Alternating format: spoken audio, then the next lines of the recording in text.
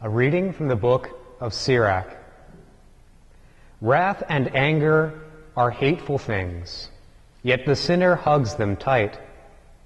The vengeful will suffer the Lord's vengeance, for he remembers their sins in detail. Forgive your neighbor's injustice, then when you pray, your own sins will be forgiven.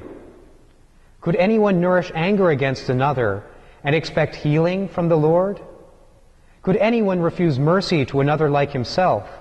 Can he seek pardon for his own sins? If one who is but flesh cherishes wrath, who will forgive his sins? Remember your last days. Set enmity aside. Remember death and decay, and cease from sin. Think of the commandments. Hate not your neighbor. Remember the Most High's covenant, and overlook faults. The word of the Lord. Thanks be to God.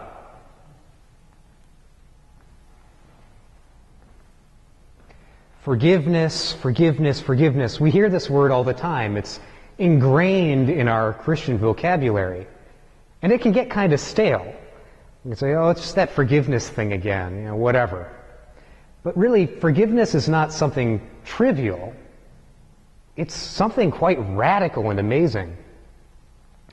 In this passage of Sirach, we have juxtaposed, set aside each other, forgiveness on one side, anger and wrath on the other.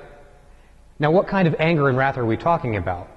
The Greek words that are used here are menis and orge, which have an implication of emotion, retribution, and dwelling on vengeance.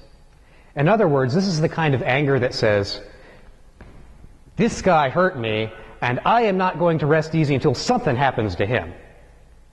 Now, that's not a very pleasant thing. How do we get to that point? Well, Aquinas says that anger is a response to an offense. Now, this could be a real or merely perceived offense. It doesn't matter. What matters is that our sense of justice has been struck. I didn't get what was coming to me. And it would be fair for something to happen to him since he's the one who hurt me. And so there's also a sense of truth to this. I have dignity. I should be respected. So at first glance it looks like anger and wrath are pointing us towards truth and justice, and forgiveness is pointing us away from truth and justice. What is wrong with our God that he would tell us to forgive? Well, let's take another look at it. The trick to forgiveness isn't that it denies truth and justice, but that it points us to a greater truth and justice. If you'll forgive a rather poor analogy, the human person can be likened to a video game controller. Now, if you're like me, and you spent, enough time to solve world hunger playing video games growing up, then you've probably experienced a broken controller or two. And if you're like me and you focus on the really old systems, then you would have also experienced that those controllers can be effectively irreplaceable. I mean, you can order them online, but the condition that they come in is usually about the same as what you already have, and so why bother? Now, if you have a broken controller, what do you do with it? You don't smash it.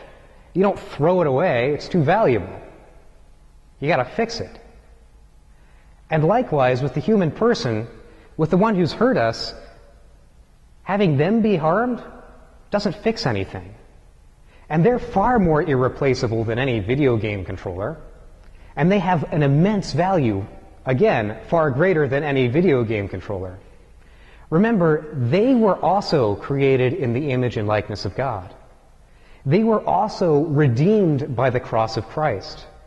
And they are also offered forgiveness freely by God for their sins. And that is the fix, God's grace, not our grudge.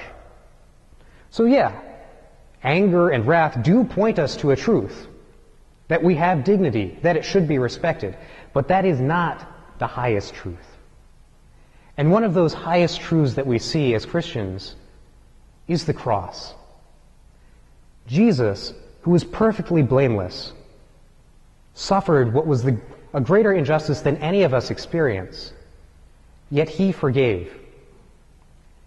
If we refuse to forgive, if we hold on to anger and wrath and grudges, then we are effectively denying the value of the cross. And that is a great injustice. That is a great untruth. Truth, justice, if we value these, we must forgive.